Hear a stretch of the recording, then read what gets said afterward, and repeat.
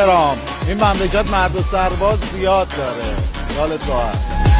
ما دختران این سرزمین تا هر لحظه‌ای که پدر این امت به ما دستور بدن کف این خیابون دست ماشه هستیم. ای آمریکا، ای اسرائیل، ما با همین اسلحه تو میدونی. ما اینجاییم تا وطن نیفته دست یه مش بی وطن. احترام و متناهب بگویید که ما گورتون رو کندیم، زودتری بیایید اینجا خاکتون کنیم. اشتباه اومدی ولی رفتن دیگه دست خودت نیست. زن و مرد نداره.